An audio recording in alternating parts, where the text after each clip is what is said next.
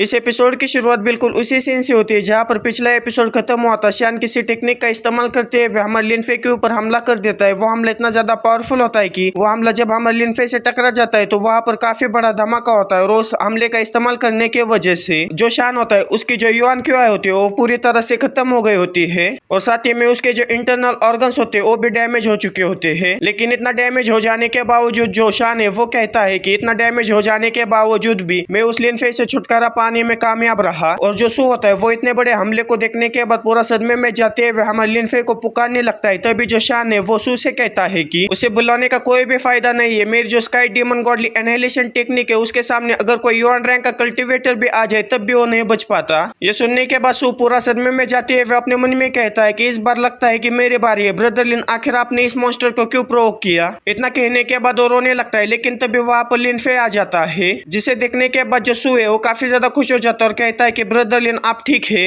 लिनफे को सही सलामत देखने के बाद जो शान है वो काफी ज्यादा हैरान हो जाता है और लिनफे से कहता है कि ये तो काफी अच्छी बात है, तुमने मेरे sky demon godly annihilation technique के सामने टिकने की हिम्मत की है। ऐसा लगता है कि तुम्हारे जो वियर्ड स्वॉर्ड क्यूआई है उसने तुम्हारी मदद की है। ये सुनने के बाद लिनफे कहता है कि अगर मैं फिजिकली बोलूं तो जो शान है उससे मैं कई ज्यादा बेटर हालत में हूँ। उसने अपनी sky demon godly annihilation technique को फोर्सफुली एक्टिवेट करने की वजह से उसके जो इंटरनल ऑर्गन्स है वो काफी ज्यादा डैमेज हो चुके हैं। जब शान ने मेरे ऊपर हमला किया था तब मैंने जो स्किल है उसका 12 बार इस्तेमाल किया था और उस sky demon godly annihilation technique से बचने के लिए मेरे युआन क्यूआई का आखिरी खतरा भी इस्तेमाल किया। फिर लिनफे गहरी सी सांस छोड़ते हुए कहता है कि हम दोनों के बीच में युआन रैंक और जो लाइफ सोल रैंक है उनके बीच में जो लेवल का डिफरेंस है वो काफी ज्यादा था जिसके वजह से जो आउटकम बाहर निकलने वाला था उसे प्रेडिक्ट करना इम्पॉसिबल था। फिर शान हमारे लिनफे से कहता है कि लिनफे तुम मेरे आंखों में मरे हुए आदमी हो और तुम शुरू से ही थे। ये काफी ज्यादा इंप्रेसिव है। तुम युआन रैंक पर होते हुए भी मेरे sky demon godly annihilation technique के सामने खड़े रहे। लेकिन जैसे कि तुम्हारे अभी की कंडीशन है आखिर तुम कितनी बार उस टेक्निक को झेल सकते हो। ये सुनने के बाद लिनफे शान से कहता है कि मुझे तुम्हारे टेक्निक के सामने एक और बार भी बर्दाश्त करने की कोई भी जरूरत नहीं है। ये सुनने के बाद जो शान है वो काफी ज्यादा हैरान हो जाता है लेकिन तभी उसकी नजर एक और पर्सन के ऊपर पड़ जाती है जो कि काफी तेजी के साथ उन्हीं की तरफ बढ़ रहा होता है। उसे देखने के बाद जो शान है वो काफी ज्यादा गुस्सा हो जाता है और कहता है कि आखिर वो यहाँ पर क्या कर रहा है। तभी वो पर्सन वहां पर पहुंच जाता है जिसे देखने के बाद जो शान है वो उस पर्सन से कहता है कि जूनियर वांग आखिर तुम यहाँ पर क्या कर रहे हो। वांग को वहां पर देखने के बाद लिनफे अपने मन में कहता है कि वांग ली गुआंग हेवन लॉ पिक का 4th रैंक का सक्सीडिंग डिसाइपल है। हालांकि उसकी जो रैंक है वो शान से थोड़ी सी कम है लेकिन वेंजियान सेक्ट में उसका जो फेम है वो शान से कई गुना ज्यादा है। फिर सोहामर लिनफे से कहता है कि मैंने सुना है कि 10 साल पहले वांग लिन गुआन ने सेट के एल्डर्स की ओर से जो हेवनली लॉ पिक है उसके अथॉरिटी को हासिल कर लिया था। वेंजियान सेट के कई डिसाइपल्स थे जिन्होंने के रूल्स को तोड़ा था और उन्हें इसने खुद अपने हाथों से मार डाला था। कई सारे इनर और आउटर डिसाइपल इसके पीठ के पीछे इसे किंग ऑफ हेल कहते हैं। ये सुनने के बाद जो लिनफे वो पूरा सदमे में चला जाता है। फिर जो वांग है वो शांग से कहता है कि मुझे ऑर्डर मिला है कि जो लिनफे है उसे वेंजियान पिक पर वापस लेकर जाया जाए। ये सुनने के बाद जो शान है वो काफी ज्यादा गुस्सा हो जाता है लेकिन मुस्कुराते हुए वांग से कहता है कि अगर ब्रदर वांग इसे वापस लेकर जाना चाहते हैं तो आप इसे वापस लेकर जा सकते हैं।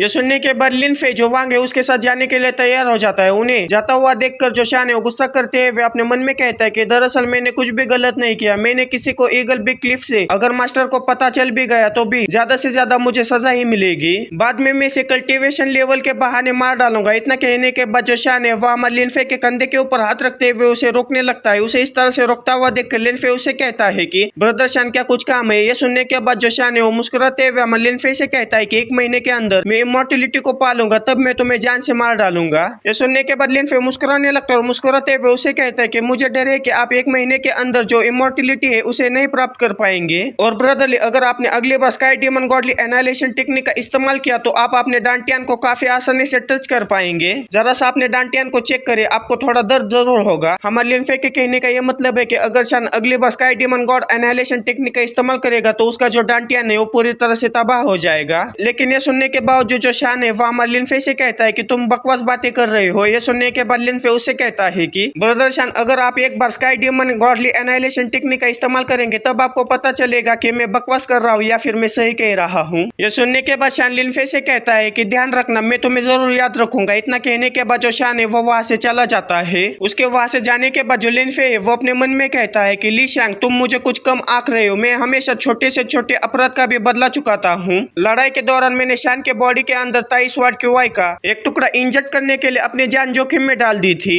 ताई स्वॉर्ड क्यूआई की छड़ी इतनी कमजोर है कि इसे नजरअंदाज किया जा सकता है। Sky demon godly annihilation technique को चूज करने के लिए तुम्हें अपने आप को ब्लेम करना चाहिए। स्काई डीमन बॉडी के लिए जो ताई स्वॉर्ड क्यूआई है वो एक पॉइजन की तरह काम करता है। अगर पहली बार शान sky demon godly annihilation technique का इस्तेमाल करता है तो कोई भी प्रॉब्लम नहीं है, और जब शान दूसरी बार अपने गॉडली एनाइलेशन टेक्निक का इस्तेमाल करेगा तब ये ताई स्वॉर्ड क्यूआई उसका जो युआन क्यूआई है उसे तबाह करना शुरू कर देगा, और यहाँ तक कि उसके जो स्काई डीमन टेक्निक है उसे एक्टिवेट करने में भी काफी ज्यादा तकलीफ होगी। और ये जो ताई स्वॉर्ड क्यूआई है वो उसकी इमोर्टेलिटी हासिल करने का जो समय है उसे बढ़ा देगा। उसे इमोर्टेलिटी हासिल करने के लिए कम से कम आधा साल लगेगा।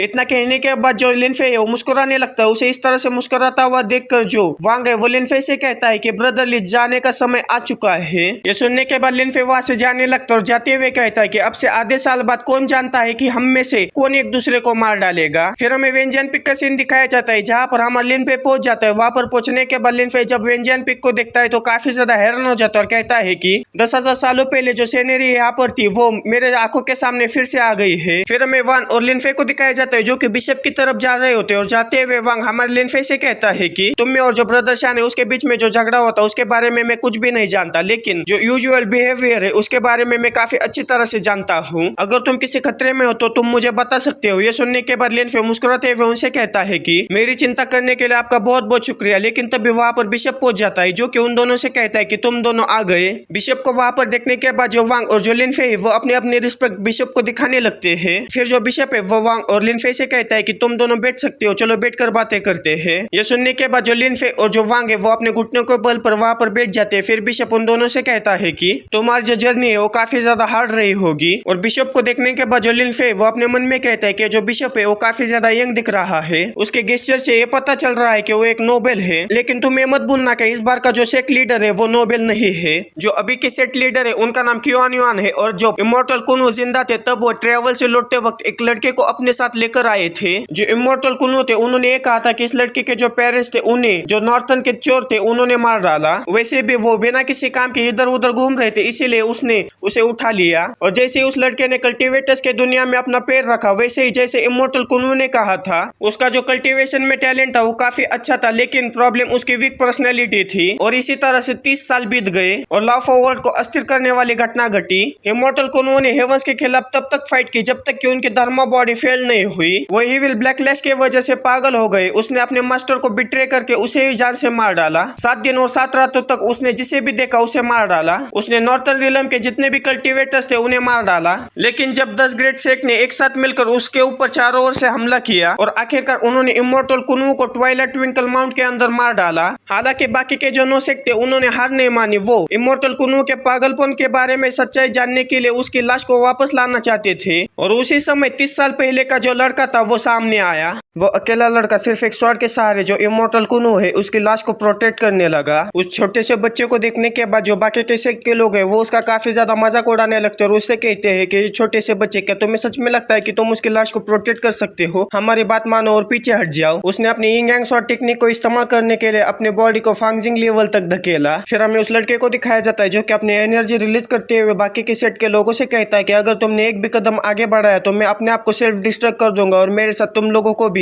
मार डालूंगा। और उसकी ये बात सुनने के बाद एक पल में ही 9 ग्रेट सेट के अनगिनत 21 में से एक ने भी आगे बढ़ने की हिम्मत नहीं की। और आखिर में वेंजान सेक ने उसकी लाश को वापस लेकर आकर उसे दफनाने की परमिशन दे दी। लेकिन उसने ये सब तो किया, लेकिन उसे इसके भारी कीमत चुकानी पड़ी। वो हमेशा हिफाजिंग लेवल पर अटका रहा। फिर बिशप लिनफे और शान से कहता है कि मैं पहले से सब कुछ जानता हूँ, आखिर रियन रिवर के पास क्या हुआ है। लिनफे तुमने काफी अच्छा काम किया है। लिनफे तुमने वेंजान सेट पर आने वाले काफी बड़े खतरे को रोका है। आखिर बताओ तुम्हें क्या चाहिए? ये सुनने के बाद लिनफे काफी ज्यादा हैरान हो जाता है। लेकिन तभी बिशप की नजर हमारे लिनफे के दोनों हाथों के ऊपर पड़ जाती है जो कि बिल्कुल खाली होते हैं क्योंकि लिनफे के हाथों में उसकी स्वॉर्ड नहीं होती। ये देखने के बाद बिशप लिनफे से कहता है कि मैं देख रहा हूँ कि तुम्हारे दोनों हाथ खाली है और मुझे ऐसा लगता है कि जो तुम स्वॉर्ड लेकर घूमते थे वो इन रिवर के पास खो गई है। ये काफी अच्छी बात है। कुछ दिनों पहले किसी ने मेरे पास एडामेंट भेजा था जो कि स्वॉर्ड बनाने के लिए काफी अच्छा मटेरियल है। और लिनफे मैं देख रहा हूँ कि तुम यूएन रैंक के ऊपर पहुंच चुके हो और साथ ही में तुमने अपनी कल्टीवेशन को अनकिन स्टेज तक भी पहुंचाया है। इतना कहने के बाद जो बिशप है वो अपने पास ही उसी एडमेंट को बाहर निकालते हुए लिनफे से कहता है कि ये जो एडमेंट है वो कोई नॉर्मल और एलिमेंट नहीं है, ये नए गॉड का एलिमेंट है। उस और को देखने के बाद हमारे लिनफे के मुंह से लार बाहर टपकने लगती है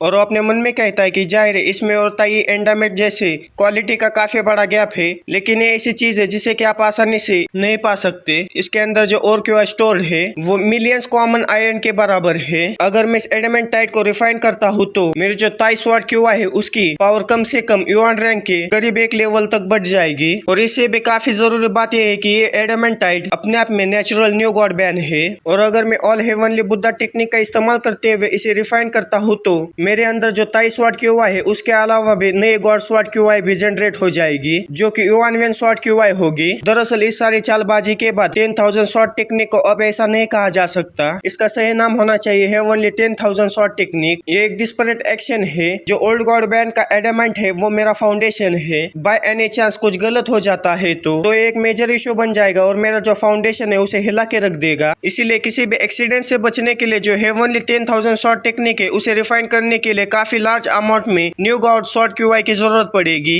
एग्जाम्पल के लिए यूनवेन शॉट क्यूआई, ये जो यूनवेन एडामेंट है वो बिल्कुल सही समय पर मेरे सामने आया है। इतना कहने के बाद लिनफे बिशप के पास से उस एडामेंट को ले लेता है। उस एडामेंटाइट को लेने के बाद लिनफे वहां से भागते हुए बिशप और शान से कहता है कि अगर और कुछ नहीं है इसलिए बिशप और ब्रदर मैं अब यहाँ से जा रहा हूँ। इतना कहने के बाद वो काफी तेजी के साथ वहां से जाने लगता है और जाते हुए कहता है कि बिशप के लिए मैं शान से लड़ाई नहीं करूंगा। और देखते हैं कि आधे साल में आखिरी हंसी किसकी होगी। फिर हमें लिनफे को दिखाया जाता है जो कि अलॉयड पिक पर वापस आ जाता है। अलॉयड पिक पर वापस आ जाने के बाद लिनफे काफी चोरी चुपके से अंदर जाने लगता है और अंदर जाने के बाद लिनफे गहरी से सांस छोड़ते हुए कहता है कि लकीली मैंने आज ओल्ड प्रीस्ट को नहीं जगाया। अगर उन्हें पता चला कि मैंने बिशप के पास से एडामेंटाइट को दोबारा ले लिया है तो वो हंगामा खड़ा कर देंगे। फिर हमें लिनफे को दिखाया जाता है जो कि अपने कमरे में बैठकर अपनी कल्टीवेशन करना शुरू कर देता है और अपने पास से उसी एडामेंटाइट को बाहर निकाल कर हेवनली बुद्धा टेक्निक को एक्टिवेट करके उस एडामेंटाइट को अपने अंदर एब्जॉर्ब करने लगता है। जब एडामेंटाइट को हमारा लिनफे एब्जॉर्ब करने लगता है तो उसके अंदर से व्हाइट क्यूआई बाहर निकलने लगता है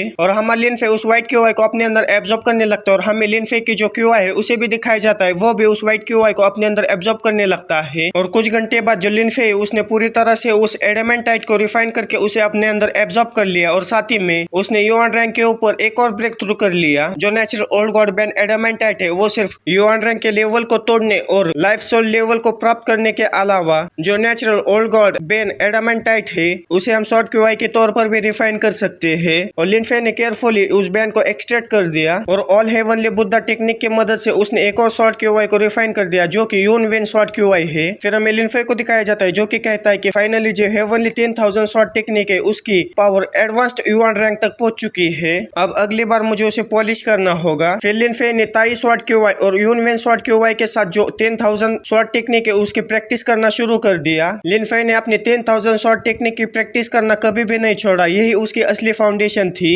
फिर हमें कुछ दिनों बाद सुबह का सीन दिखाया जाता है जहाँ पर लिनफे अपने मास्टर से पूछने जा रहा होता है कि मुझे और 5 और एलिमेंट्स कहाँ मिलेंगे। इतना कहने के बाद जब लिनफे अपने कमरे का दरवाजा खोलता है तो बाहर सॉन्ग खड़ा होता है, जिसे देखने के बाद जो लिनफे वो जल्दी से धीरे धीरे कर दरवाजे को बंद कर देता है और कहता है कि आखिर सॉन्ग तियांगजिंग यहाँ पर क्या कर रहा है। उसे देखने के बाद लिनफे को ऐसा लगने लगता है कि जो सॉन्ग तियांगजिंग है वो काफी बड़ी परेशानी में है। फिर लिनफे थोड़ा सा दरवाजा खोलते हुए सॉन्ग तियांगजिंग से कहता है कि आखिर तुम यहाँ पर क्या कर रहे हो। ये सुनने के बाद सॉन्ग तियांगजिंग काफी हड़बड़ाने में उससे कहता है कि लिनफे अगर तुम मुझसे विनती करते हो तो मैं आपको बता सकता हूँ। नहीं, ये काफी ज्यादा डिटेस्टेबल है। जो बुरा आदमी इस तरह की स्पीच देता है उस बुरे आदमी को आमतौर पर पीट कर मार डाला जाता है। फिर सॉन्ग तियांगजिंग हमारे लिनफे से कहता है कि ब्रदर लिन अपने ईगल ब्लिक क्लिफ के ऊपर अपनी जान जोखिम में डालकर मेरी जान बचाइए, जो कि मेरे लिए काफी बड़ा एहसान है जो कि मैं कभी भी नहीं चुका सकता, इसीलिए क्यों ना हम ब्लड ब्रदर्स बन जाए। ये सुनने के बाद लिनफे काफी ज्यादा हैरान हो जाता है और कहता है कि डिसगस्टिंग, आखिर तुम्हारा ब्लड ब्रदर कौन बनना चाहता है। ये सुनने के बाद सॉन्ग तियांगजिंग काफी ज्यादा शर्माने लगता और कहता है कि क्या डिसगस्टिंग, मेरे तो रोंगटे भी खड़े हो गए।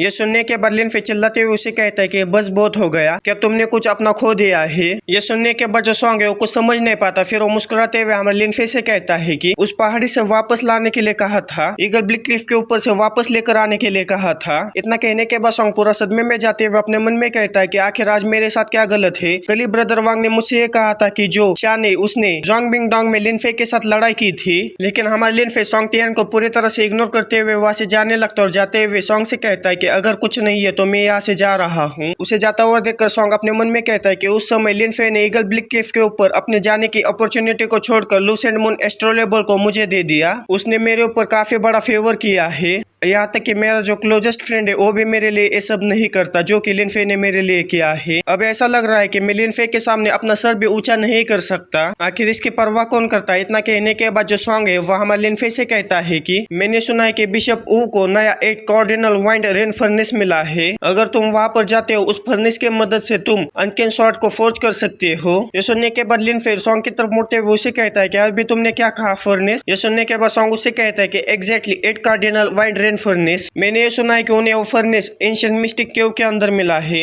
और मास्टर ऊसेट के जो इनर डिसाइपल्स है उन्होंने ये कहा था कि अगर आप उस फर्नेस का इस्तेमाल करते हो तो आप 3 टाइम अपनी एनर्जी को बचा सकते हो और यहाँ तक कि अगर आप माइल्ड कल्टीवेशन स्टेज पर भी हो तब भी आप अनकिन स्वॉर्ड को फोर्ज कर सकते हो। ये सुनने के बाद लिनफे अपने मन में कहता है कि एग्जैक्टली लेजेंड्स भी ऐसा ही कहते थे। ये काफी एक्साइटिंग न्यूज है। फिर सॉन्ग लिनफे से कहता है कि मैं जो कुछ भी जानता था मैंने तुम्हें सब कुछ बता दिया, इसीलिए मैं यहाँ से जा रहा हूँ। ये सुनने के बाद जो लिनफे वो सॉन्ग से कहता है कि तुम्हारा बहुत बहुत शुक्रिया और मुस्कुराते हुए कहता है कि 8 कार्डिनल वाइड रेन फर्नेस। पिछली जिंदगी में जब मैं कांगजान सेट में था तब मैंने सुना कि नॉर्थन साइड में ली हाउ नाम का सेक्ट है जो कि शॉर्ट फोर्ज करने में मास्टर है और ली हाउ सेट के जो इनर डिसाइपल थे उन्हीं के हाथों में वो फर्नेस था। उन फर्नेस की मदद से उन लोगों ने अपने पावर को काफी दूर दूर तक फैलाया। उस फर्नेस के अंदर एक ट्राइग्राम का हम एक वाटर ड्रॉप भी डाल दे तो उसके अंदर से जो फ्लेम निकलेगी वो जो शॉर्ट की इम्प्योरिटीज है उसे काफी आसानी से क्लीन कर देगी। यहाँ तक कि एक कॉमन आयरन को भी वो फोर्ज करके चमचमाती तलवार बना सकता है। अगर मुझे 8 ट्राइग्राम वाटर ड्रॉप और क्लीविंग प्योर फ्लेम मिल गई तो ये दोनों मिलकर जो लाइफ सोल लेवल पर जाने का समय लगता है उसे आधा कर देंगी। ऐसा लगता है कि मुझे बिशप के पास जाना होगा, लेकिन बिशप ने मुझे जो एंडामेंटाइट दिया था उसे पहले मैंने रिफाइन कर दिया है। अगर मैं खाली हाथ उनके पास चला गया तो बिशप मुझे स्वॉर्ड पॉलिशमेंट पिक से नीचे फेंक देंगे। बेहतर रहेगा कि मैं सॉल्यूशन ढूंढने के लिए अपने मास्टर के पास जाऊं। इतना कहने के बाद लिनफे मास्टर के कमरे के बाहर जाकर उनको बुलाने लगता है। जब उसके मास्टर बाहर आते तो उबासा लेते हुए हमारे लिनफे से कहते हैं कि लिनफे तुम वापस आ चुके हो। मास्टर को इस तरह से बोलता हुआ देखकर जो लिनफे उसे कहता है कि मास्टर ये इम्पॉसिबल है, तुम भी बाकियों की तरह एक मास्टर हो लेकिन तुम इतने पथेटिक क्यों हो। ये सुनने के बाद लिनफे के मास्टर उसे कहता है कि ठीक है डिसाइपल, मैंने सुना था कि तुम विंग डीमन सर्पेंट एम्परर से ईगल ब्लिक क्लिफ के ऊपर मिले थे। सबसे पहले ये बात कि तुम्हारे मास्टर तुम्हें बचाने के लिए वहां पर नहीं आए क्योंकि जो वेंजेंस सेट था वो लाइफ और डेथ की सिचुएशन में फंस गया था जिसके वजह से मास्टर उसे संभालने में बिजी था, इसलिए मुझे कुछ दिन देर हो गई। ये सुनने के बाद लिनफे उसके मास्टर से कहता है कि क्या कुछ दिन 2 महीने लेट हो गए समझे आप, लेकिन मेरी चिंता करने के लिए आपका बहुत बहुत शुक्रिया। ये सुनने के बाद लिनफे के मास्टर एक बेशरम की तरह उनसे कहते हैं कि ये नेसेसरी नहीं है, ये सब मेरी ड्यूटी ही थी। फिर लिनफे उसके मास्टर से कहते हैं कि मास्टर आप वेपन ट्रेनिंग में एक्सपर्ट है, क्या आप मुझे बता सकते हैं कि न्यू गॉड एडामेंटाइट कहाँ पर मिल सकता है। ये सुनने के बाद लिनफे के मास्टर कुछ अजीब तरह की हरकतें करते हुए लिनफे से कहते हैं कि जो न्यू गॉड एडामेंटाइट है वो सिर्फ बाई चांस ही मिल सकता है। उस समय तुम्हारे मास्टर के मास्टर को न्यू गॉड एडामेंटाइट मिला था, लेकिन अफसोस की बात है कि उस समय तुम्हारे मास्टर के मास्टर सेंट बन गए थे। लेकिन डिसाइपल मुझे बताओ कि आखिर तुम्हें एडामेंटाइट की क्यों जरूरत पड़ी। लेकिन तभी लिनफे के मास्टर काफी ज्यादा हैरान हो जाते हो। लिनफे की तरफ देखते हुए कहते हैं कि क्या तुम A1 रैंक पर पहुंच चुके हो। ये सुनने के बाद लिनफे उसके मास्टर से कहते हैं कि हाई इन रिवर के पास कुछ ऐसी चीजें घटी थी जिसकी वजह से मैं ब्रेक थ्रू कर पाया और अब मैं A1 रैंक पर पहुंच चुका हूँ। ये सुनने के बाद जो मास्टर है वो हमारे लिनफे से कहती है कि इतनी भी बुरी बात नहीं है, मैंने मेरे डिसाइपल को 2 महीने से नहीं देखा और अनएक्सपेक्टेडली वो A1 रैंक तक पहुंच चुका है। इसमें कोई भी आश्चर्य की बात नहीं है कि मेरे डिसाइपल को न्यू गॉड एडामेंटाइट चाहिए और अगर तुम्हें न्यू गॉड एडामेंटाइट मिल जाता है और तुम ट्रू फेट शॉर्ट को फोर्ज कर लेते हो तो तुम 1 महीने के अंदर जो सक्सेसर समिट होने वाले उसके अंदर पार्टिसिपेट करने का एक मौका पा सकते हो। क्यों ना तुम 10,000 ट्रेजर पिक के ऊपर जाकर अपने लक को ट्राई करो। फिर हमें 10,000 ट्रेजर पिक के बारे में बताया जाता है। जो 10,000 ट्रेजर पिक है वो वेंजेंस सेट का सबसे बड़ा ब्लैक मार्केट है। फिर हमें लिनफे को दिखाया जाता है जो कि 10,000 ट्रेजर पिक के पास पहुंच चुका होता है। उस 10,000 ट्रेजर पिक को देखने के बाद लिनफे कहता है कि अच्छा तो ये 10,000 ट्रेजर पिक है जो कि वेंजेंस सेट का सबसे बड़ा और सबसे ग्रेटेस्ट ब्लैक मार्केट है। लेकिन क्या सच में 10,000 ट्रेजर पिक के अंदर मुझे न्यू गॉड एडामेंटाइट मिल जाएगा। फिर लिनफे कुछ समय पहले उसके मास्टर के साथ जो बातचीत हुई होती है उसे याद करने लगता है। उसका मास्टर लिनफे से कहते हैं कि मैंने सुना था कि कुछ समय पहले कोई न्यू गॉड एडामेंटाइट का पीस लेकर 10,000 ट्रेजर पिक में उसके साथ बिजनेस करने के लिए आया था, लेकिन मैं ये नहीं जानता कि आखिर उसने बिजनेस को पूरा क्यों नहीं किया। लेकिन अगर तुमने जल्दी किया तो तुम उस आदमी से मिल सकते हो। लेकिन डिसाइपल वो एक न्यू गॉड एडामेंटाइट है, क्या तुम्हारे पास इतने लिंक्स है कि तुम उसे अफोर्ड कर पाओ। ये सुनने के बाद लिनफे काफी ज्यादा हैरान हो जाता है। उसके मास्टर से कहता है कि मास्टर इस तरह की चीजें कहते वक्त मेरे पॉकेट की तरफ इस तरह से मत घूरा करें। फिर हमें प्रेजेंट का सीन दिखाया जाता है जहाँ पर हमारे लिनफे से कोई कहता है कि तुम्हें देखने के बाद मुझे ऐसा लगता है कि तुम पहली बार 10,000 ट्रेजर पिक पर आए हो।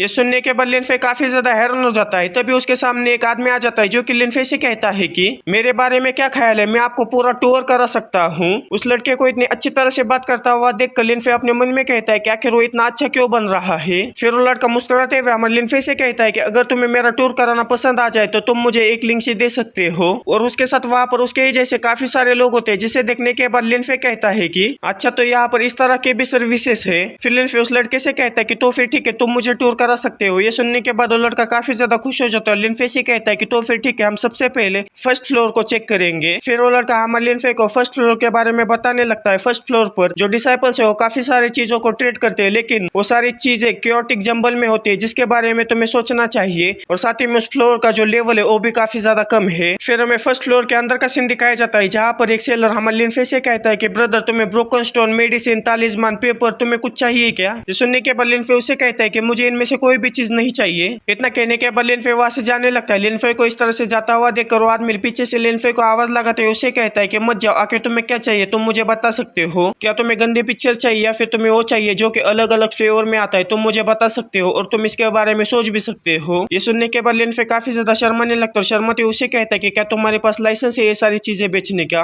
और लिनफे को इस तरह से करता हुआ देखकर वो लड़का काफी जोर जोर से हंसते हुए हमारे लिनफे से कहता है कि मैंने तुमसे कहा था ना, फर्स्ट फ्लोर पर कुछ भी मिल सकता है। ये सुनने के बाद लिनफे उसे कहता है कि जाओ जेंग, तुमने सही कहा, लेकिन मैंने ये सुना था कि कुछ दिनों पहले कोई आदमी न्यू गॉड एडामेंटाइट का एक पीस लेकर 10,000 ट्रेजर पिक पे आया था। ये सुनने के बाद जेंग हमारे लिनफे से कहता है कि अच्छा, तो तुम यहाँ पर न्यू गॉड एडामेंटाइट के लिए आए हो। ये सुनने के बाद लिनफे काफी ज्यादा हैरान हो जाता है। ये सुनने के बाद लिनफे उस पर काफी ज्यादा गुस्सा हो जाता है और उससे कहता है कि आखिर तुम्हारे कहने का क्या मतलब है, तुम भी उसी चीज के लिए यहाँ पर आए हो। ये सुनने के बाद जेंग उसे कहता है कि ब्रदर लिन, मैं आपको ये सब इसलिए कह रहा हूँ क्योंकि आप बुरे पर्सन नहीं लगते, लेकिन आप किसी को भी मत कहना कि ये सब बातें मैंने तुम्हें बताई है। मैंने सुना है कि उस दिन न्यू गॉड एडामेंटाइट को यहाँ पर भेजा गया था और शॉर्ट पॉलिशमेंट पिक के एक डिसाइपल की नजर उसके ऊपर पड़ गई और उसने 500 लिंक्सी की बिट उस पर लगा दी। लेकिन जो सामने वाला पर्सन था वो एडामेंटाइट को नहीं बेचना चाहता था, इसीलिए जो नेगोशिएशन थी वो वहीं पर टूट गई। न्यू गॉड एडामेंटाइट के लिए 500 लिंक्सी काफी ज्यादा कम है, इसीलिए कई सारे डिसाइपल्स थे जिन्होंने के काफी सारी प्राइस को उसे ऑफर किया। लेकिन आखिर में शॉर्ट पॉलिशमेंट का जो डिसाइपल था उसने सिर्फ एक ही सेंटेंस बोला। उस सेंटेंस को सुनने के बाद वहां पर जितने भी डिसाइपल्स उस एडामेंटाइट को खरीदना चाहते थे वो वहीं से चले गए। उसने कहा कि जो बिशप ऊ है वो उस न्यू गॉड एडामेंटाइट को चाहते हैं। ये सुनने के बाद जो लिनफे काफी ज्यादा गुस्सा हो जाता और कहता है कि ये फर्स्ट ट्रांजैक्शन है, शॉर्ट पॉलिशमेंट डिसाइपल ये इम्पॉसिबल है। आके शॉर्ट पॉलिशमेंट पिक का ये बिशप ऊ किस तरह का आदमी है? ये सुनने के बाद जेंग हमारे लिनफे से कहता है कि वो विंजियान सेट का एकलौता ब्लेड स्मिथ मास्टर है और अब उसके हाथ में 8 कार्डिनल वाइड रेन फर्नेस भी लगा है और साथ ही में जो बिशप है वो भी उसके लिए उन्हें काफी ज्यादा उदार होना पड़ा। उस शॉर्ट पॉलिशमेंट पिक का डिसाइपल बिशप ऊ को वहां पर लेकर आया और मुझे ऐसा लगता है कि 10,000 ट्रेजर टावर के अंदर ऐसा कोई भी नहीं है जो कि नए गॉड एडामेंटाइट के लिए बिशप ऊ से लड़ाई करे। इसलिए ब्रदर लिन, मैं तुम्हें एक सलाह देना चाहता हूँ कि तुम उस न्यू गॉड एडामेंटाइट के टुकड़े को लेने के बारे में कभी भी सोचना भी मत। ये सुनने के बाद लिनफे मुस्कुराते हुए उसे कहता है कि ठीक है, मैं समझ गया। इतना कहने के बाद लिनफे जांग का हाथ पकड़ते हुए उसे वहां से खींच कर लेकर जाने लगता है। लेकर जाते वक्त उसे कहता है कि चलो जल्दी से, मुझे उसे देखना है। ये सुनने के बाद जो जांग है वो उसके लिए मान जाता है। फिर हमें 10,000 ट्रेजर टावर का 4th फ्लोर का सीन दिखाया जाता है, जहाँ पर रेयर आइटम को बेचा जाता है। वहाँ पर पहुंचने के बाद जांग लिनफे से कहता है कि 10,000 ट्रेजर टावर के 4th फ्लोर पर जितने भी आइटम्स है उन्होंने 4th फ्लोर पर आने की जितने भी रिक्वायरमेंट्स है उन्हें पूरा किया है। यहाँ पर जितने भी आइटम्स है उनका प्राइस कुछ भी हो सकता है, लेकिन वो सारे के सारे इनसिग्निफिकेंट है। यहाँ पर फायर कैचिंग स्पैरो फेदर के मदद से बनाया हुआ तालिस्मान है और साथ ही में कार्लेट गोल्ड पाइथन ब्लड भी है। और वहाँ पर देखो, वहाँ पर न्यू गॉड एडामेंटाइट है। ये सुनते ही लिनफे जल्दी से उस एडामेंटाइट के पास जाकर अपने मन में कहता है कि जब से उस शॉर्ट पॉलिशमेंट के डिसाइपल ने उन वर्ड्स को कहा है तब से कोई भी इस एडामेंटाइट को देखने के लिए यहाँ पर नहीं आया है। फिर जांग लिनफे से कहता है कि मुझे लगता है कि ये जो गॉड एडामेंटाइट है उसकी क्वालिटी हाई नहीं है और इसके अलावा इसे कोई भी खरीदना नहीं चाहता, इसलिए मुझे लगता है कि इसे 500 लिंक्सी में शॉर्ट पॉलिशमेंट पिक के डिसाइपल को बेच देना चाहिए। ये सुनने के बाद लिनफे मुस्कुराने लगता और अपने मन में कहता है कि एक 4th ग्रेड का एडामेंटाइट है, इसका नाम याओ एडामेंटाइट है। यहाँ पर 9 ओल्ड गॉड एडामेंटाइट और 18 ओल्ड गॉड मेटल्स है, लेकिन जो न्यू गॉड एडामेंटाइट और न्यू गॉड मेटल्स है उन्हें गिना नहीं जा सकता। लेकिन अगर हम 1st ग्रेड का एडामेंटाइट को देखेंगे तो उसकी क्वालिटी काफी ज्यादा लो होगी और जो 9 ग्रेड का एडामेंटाइट होगा उसकी क्वालिटी होगी वो काफी ज्यादा हाई होगी। लेकिन जब एक गॉड बैंड 4th ग्रेड के अंदर पहुंच जाता है तो वो एक सीमा पार कर जाता है, जिसकी वजह से हम उसका इस्तेमाल करते हुए एक मैजिकल आर्टिफैक्ट भी बना सकते हैं। और कल मैंने जो यूनवेन एडामेंटाइट को रिफाइन किया था वो 4th ग्रेड का एडामेंटाइट था, लेकिन मुझे बिशप से उस एडामेंटाइट को पाने के लिए ईगल ब्लिक क्लिफ के ऊपर काफी ज्यादा कंट्रीब्यूट करना पड़ा था। लेकिन उसी की तरह सेम कैलिबर रखने वाला 4th ग्रेड का एडामेंटाइट यहाँ पर 500 लिंक्सी में बेचा जा रहा है। मैं इसे बिल्कुल भी बर्दाश्त नहीं कर सकता। इतना सोचने के बाद लिनफे जांग से कहता है कि क्या तुम मुझे बता सकते सकते हो कि आखिर इस चीज को कैसे खरीदा जाता है। ये सुनने के बाद जो जांग है वो पूरा सदमे में चला जाता है। ये सुनने के बाद वो डिसाइपल हमारे लिनफे से कहता है कि इस एडामेंटाइट का कोई फिक्स प्राइस नहीं है, लेकिन इस एडामेंटाइट के ओनर ने हमसे ये कहा था कि मैं इसे लिंक्शिप में नहीं बेचूंगा। अगर कोई इस एडामेंटाइट को खरीदना चाहता है तो फिर वो किसी डीमन को मारने वाले वेपन के साथ इसे एक्सचेंज कर सकता है। ये सुनने के बाद लिनफे काफी ज्यादा हैरान हो जाता है और कहता है कि क्या डीमन को मारने वाला वेपन, और साथ ही में वो अपने मन में कहता है कि ये कितना बड़ा कोइंसिडेंस है, जब से मैं इंड रिवर से बाहर निकल के आया हूँ तब से ग्लास लैंटर्न का मेरे लिए किसी भी तरह का इस्तेमाल नहीं है। फिर लिनफे उस डिसाइपल से कहता है कि मेरे पास एक ऐसा वेपन है जो कि डीमंस को मार सकता है, लेकिन वो अभी 9 बैंड्स पर है। इसने क्या अभी तक इन क्लास को रीच नहीं किया है। मैं आपको बताना चाहता हूँ, ये बैंड जो कह रहे हैं वो एक लेवल सिस्टम है। जो वेपन होते हैं वो बैंड्स में डिवाइडेड होते हैं। अगर मैं बैंड्स बोलूँ या फिर किधर लेवल बोलूँ तो आप कंफ्यूज मत होना, लेकिन बैंड का मतलब होता है किसी वेपन का जो लेवल है वो। फिर लिनफे उस डिसाइपल से कहता है कि क्या तुम इस एडामेंटाइट के ओनर को यहाँ पर लेकर आ सकते हो, मैं उसके साथ डिस्कस करना चाहता हूँ। लेकिन तभी वहां पर उसी शॉर्ट पॉलिशमेंट पिक का डिसाइपल पहुंच जाता है, जो कि हमारे लिनफे के ऊपर चिल्लाते हुए उससे कहता है कि तुम कमी नहीं कहे कि आखिर तुम किस पिक से बिलोंग करते हो, आखिर तुम्हारी हिम्मत कैसे हुई शॉर्ट पॉलिशमेंट पिक के साथ कॉम्पीट करने की। उस शॉर्ट पॉलिशमेंट पिक के डिसाइपल को देखने के बाद जो जांग है वो काफी ज्यादा डर जाता है। फिर वो डिसाइपल हमारे लिनफे से कहता है कि तुम में कुछ ज्यादा ही हिम्मत है, लेकिन उसकी ये सारी बातें सुनने के बावजूद जो लिनफे है उसे कोई भी जवाब नहीं देता। ये देखने के बाद वो लड़का और भी ज्यादा गुस्सा हो जाता है। लिनफे से कहता है कि क्या तुम शॉर्ट पॉलिशमेंट पिक के साथ लड़ाई करना चाहते हो। ये सुनने के बाद लिनफे उसे कुछ जवाब देने जा रहा होता है कि तभी जांग काफी तेजी के साथ उसके पास आकर उसके मुंह को बंद करते हुए उसे कहता है कि ब्रदर लिन वो शॉर्ट पॉलिशमेंट पिक का ब्रदर ली चुन ली है। जब शॉर्ट फोर्जिंग टेक्निक की बात आती है तो ये किसी से पीछे नहीं है। यहाँ तक कि जो बिशप हुए है उन्होंने खुद कहा था कि उन्हें उम्मीद है कि ली चुन को शॉर्ट पॉलिशमेंट पिक के एल्डर के पोजीशन इनहेरिटेंस में मिलेगी। आज समझ गए ना, आप बिल्कुल भी ऐसा मत करिए। यह सुनने के बाद लिनफे उसे पीछे हटाते हुए उसे कहता है कि अच्छा मैं समझ गया। फिर लिनफे चुन से कहता है कि मेरा नाम लिनफे है, मैं अलॉयड पिक से हूँ। अलॉयड पिक का नाम सुनने के बाद जो चुन है वो जोर जोर से हंसने लगता है और हंसते हुए हमारे लिनफे से कहता है कि आखिर तुम अपने आप को क्या समझते हो, यहाँ तक कि अब तुम मेरे शॉर्ट पॉलिशमेंट पिक से लड़ने की हिम्मत भी कर रहे हो। ब्रदर लिन क्या तुम्हें पता है कि आखिर तुम्हारे अलॉयड पिक के डिसाइपल के पास शॉर्ट कहाँ से आती है। मुझे तुम्हें बताने में बिल्कुल भी डर नहीं लग रहा है कि तुम्हारा जो अलॉयड पिक है वो पहले ही बैंकरप्ट हो चुका है। तुमने इस समय में शॉर्ट पॉलिशमेंट पिक के पास से काफी सारी तलवारों को खरीदा है, लेकिन तुमने उसकी पेमेंट बिल्कुल भी नहीं की है। अगर ये मेरे मास्टर की जेनरसिटी नहीं होती तो तुम और तुम्हारा जो अलॉयड पिक है उन्हें बिल्कुल भी शॉर्ट नहीं मिलती। और अब तुम न्यू गॉड एडामेंटाइट को पाने के लिए मुझसे फाइट करने के लिए कुछ लिंक्स लेकर आए हो 10,000 ट्रेजर टावर के पास। तुम तो कुछ ज्यादा ही शेमलेस हो। जरा अपने आप को शीशे में देखो, ये एक नया गॉड एडामेंटाइट है। क्या तुम 500 लिंक्स में फर्स्ट ग्रेड के न्यू गॉड एडामेंटाइट को भी अफोर्ड कर सकते हो? अगर तुम 3 साल तक बिना कुछ खाए पिए रह लो तब भी ये काफी नहीं होगा। अगर मैं तुम्हारे अलॉयड पिक के घोटालों को बाहर लाना चाहता तो हम 3 दिन और 3 रातों के बाद भी यही होते, तब तुम्हारे पिछवाड़े में कितना दर्द होता। ये सुनने के बाद लिनफे काफी ज्यादा गुस्सा हो जाता और काफी गुस्से में उसे कहता है कि ब्रदर लिनचुन सही कहा ना मैंने, जो कि अब तुम्हारा खत्म हो चुका है तो अब मेरी बारी है बोलने की। सबसे पहले बस इस एडामेंटाइट का जो ओनर है उसे ऐसा वेपन चाहिए जो को डीमंस को मार सके, ना कि तुम्हारे 500 लिंक्सी। और तुम ऐसा सोच रहे हो कि तुम 500 लिंक्सी ऑफर करके उसे इस एडामेंटाइट को बेचने के लिए फोर्स कर सको, ये तुम्हारे लिए कुछ अच्छा नहीं है।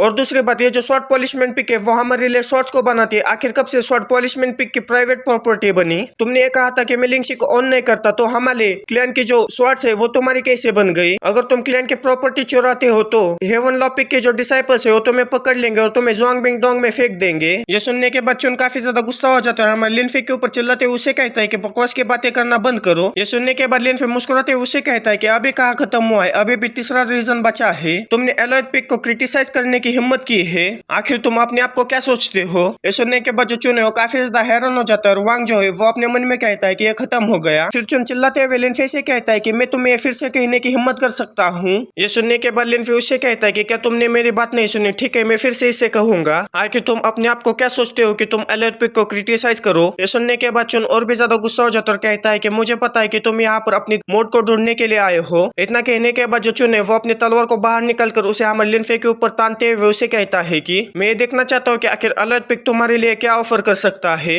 चुन के इतने कहने के बावजूद भी लिनफे मुस्कुरा रहा होता है और उन दोनों को इस तरह से लड़ता हुआ देखकर वांग और जो दूसरा डिसाइपल होते हैं काफी ज्यादा डर जाते हैं। इसीलिए वांग उन दोनों से कहता है कि ब्रदर ली, हम सब लोग एक ही क्लैन के पार्ट है, इसीलिए लड़ो मत। और वो जो दूसरा डिसाइपल होता है वो किसी आदमी से कहता है कि जल्दी से जाकर ब्रदर कॉन्ग को यहाँ पर लेकर आओ। ये सुनने के बाद चुन काफी ज्यादा गुस्सा हो जाता है, चिल्लाते हुए जांग से कहता है कि चुप रहो, सिर्फ वो इसलिए कि अलॉयड पिक में है, वो मेरा क्लैनमेट है। यहाँ तक कि जो लाओ शेंशियो है उसको भी शॉर्ट पॉलिशमेंट पिक पर जाते समय रिस्पेक्ट दिखानी चाहिए। तो फिर लिनफे अपने बारे में क्या सोचता है कि आखिर वो कौन है? ये सुनने के बाद लिनफे काफी ज्यादा गुस्सा हो जाता है, क्योंकि कि लाओ शिनशियो उसके मास्टर का नाम होता है और वो अपने हाथों में एनर्जी इकट्ठा करते हुए सीधा चुनू के ऊपर हमला कर देता है। उसे इतने अचानक से हमला करता हुआ देखकर जो चुनू है वो भी काफी ज्यादा हैरान हो जाता है। लेकिन तभी चुनू भी अपने स्वॉर्ड का इस्तेमाल करते हुए जो लिनफे ने उसके ऊपर हमला कर दिया होता है उसे रिफ्लेक्ट कर देता है। उस हमले को रिफ्लेक्ट करने के बाद लिनफे का हमला जहाँ पर लगता है वहाँ पर काफी बड़ा धमाका होता है। फिर चुनू मुस्कुराते हुए कहता है कि उसने सबसे पहले हमला किया, इसलिए अगर मैं उसे मार भी दूं तो वो मेरी गलती नहीं होगी।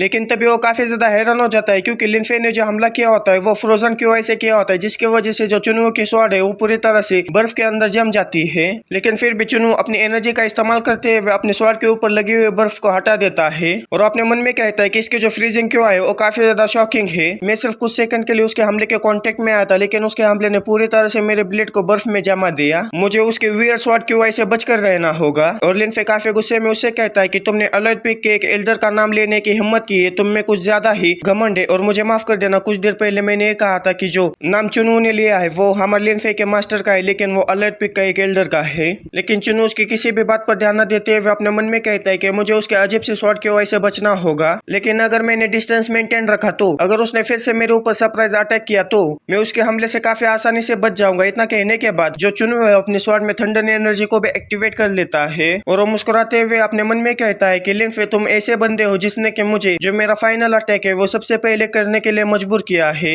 और उस टेक्निक को देखने के बाद जो जांग है वो काफी ज्यादा हैरान हो जाता है और कहता है कि क्या ब्रदर चुनू उस टेक्निक का इस्तेमाल करने की सोच रहे हैं। फिर हमें चुनू को दिखाया जाता है जो कि अपने ब्लेड में थंडर एनर्जी और फायर एनर्जी को एक जगह पर इकट्ठा करते हुए उस टेक्निक को एक्टिवेट कर लेता है और काफी तेजी के साथ हमारे लिनफे के ऊपर हमला करने के लिए उसकी तरफ बढ़ जाता है। फिर जो चुनू है अपने थंडर फ्लेम शॉट टेक्निक का इस्तेमाल करते हुए हमारे लिनफे के ऊपर हमला कर देता है, लेकिन हमारे लिनफे को उसके उस हमले से घंटा भी फर्क नहीं पड़ता। फिर हमें चुनू के हमले को दिखाया जाता है जो कि आगे बढ़कर एक फायर और थंडर से बने हुए ड्रैगन की चेप ले लेता है। फिर हमें लिनफे को दिखाया जाता है जो कि उस हमले से बचने की कोशिश करने लगता है। लिनफे को इस तरह से बचता हुआ देखकर जो चुनू है वो मुस्कुराते हुए हमारे लिनफे से कहता है कि क्या तुम सच में ऐसा सोच रहे हो कि तुम उस हमले से बच चुके हो, लेकिन तुम पूरी तरह से चारों ओर से गिर चुके हो। फिर हमें वोंग को दिखाया जाता है जो कि चिल्लाते हुए कहता है कि अभी तक ब्रदर कोंग यहाँ पर क्यों नहीं आए, ऐसा लगता है कि कोई यहाँ पर मरने वाला है। फिर हमें लिनफे को दिखाया जाता है जो कि चुन के हमले के वजह से चारों ओर से गिर चुका होता है, लेकिन तभी भी लिनफे काफी ज्यादा शांत होता है। फिर लिनफे अपने हाथों में एनर्जी इकट्ठा करते हुए सीधा चुन के ऊपर हमला कर देता है। उस हमले को अपने तरफ आता देख जो चुन है वो काफी ज्यादा डर जाता है, लेकिन वो हमला सीधा आकर हमारे चुन के कंधे के आर पार हो जाता है, जिसकी वजह से चुन उड़ते हुए पीछे चला जाता है।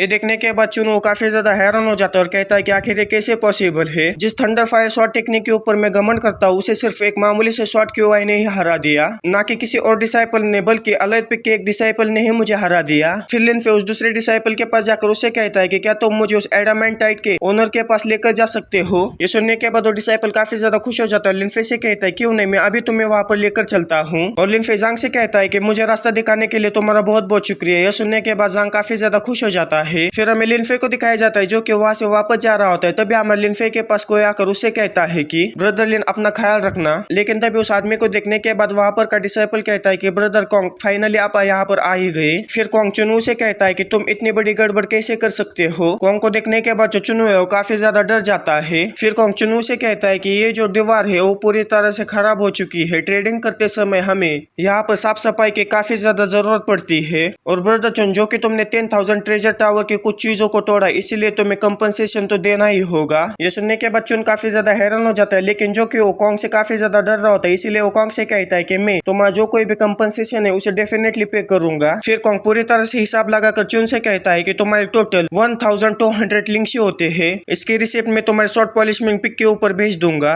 इतने सारे अमाउंट को देखने के बाद जो चुन है वो काफी ज्यादा हैरान हो जाता है और वो अजीब तरह से मुस्कुराते हुए कहता है कि कुछ टेबल्स और ये दीवार काफी ज्यादा एक्सपेंसिव है। ये सुनने के बाद कोंग चुन से कहता है कि अगर तुम्हें ऐसा लगता है कि ये काफी ज्यादा एक्सपेंसिव है तो फिर कोई प्रॉब्लम नहीं, हम फिर से इसे गिनेंगे। ये सुनने के बाद जो चुन है वो काफी ज्यादा डर जाता है और उससे कहता है कि नहीं नहीं ये ज्यादा एक्सपेंसिव नहीं है। फिर हमें कोंग के बारे में बताया जाता है 10 साल पहले जो कोंग फेंग है वो पहले ही सक्सेसर रैंक पर पहुंच गया था और उन्होंने अपने पास से जो पैसे उससे कल्टीवेटर के लिए जो रास्ता है उसे काफी ज्यादा आसान किया। उसके जो तरीके थे वो काफी ज्यादा रिवोल्यूशनरी थी और यहाँ तक कि उसके जो क्वीन क्वान शॉट क्यूआई उसके बिशप ने भी काफी ज्यादा सराहना की थी। यहाँ तक कि वो सक्सेशन डिसाइपल्स में से चौथे रैंक पर आता है, लेकिन पूरा का पूरा वेंजियन सेक्ट ये जानता है कि जो कोंग फेंग है उसने अपने पूरी पावर को किसी को भी नहीं दिखाया है। अगर उसने अपने पूरी पावर को दिखा दिया तब जो शान है वो भी अपने सक्सेसर डिसाइपल की जो थर्ड रैंक है उसे नहीं बचा पाएगा। इससे भी इम्पोर्टेंट बात यह है कि जो कोंग फेंग और जो वांग ली गुआंग है वो दोनों मेन डिसाइपल के रूप रूप में उनके मास्टर के बेहाफ में जो पिक है उसके ऑथोरिटी रखते हैं। और कोई ये कह सकता है कि क्वांग फेंग 10,000 ट्रेजर पिक को रिप्रेजेंट करता है। और बस इसी के साथ ये वीडियो यहीं पर खत्म हो जाता है। वीडियो कैसा लगा मुझे कमेंट में जरूर बताना, और आप जितना इस वीडियो को सपोर्ट कर सकते हो उतना सपोर्ट कीजिएगा। मिलते हैं अगली किसी वीडियो में। Okay bye.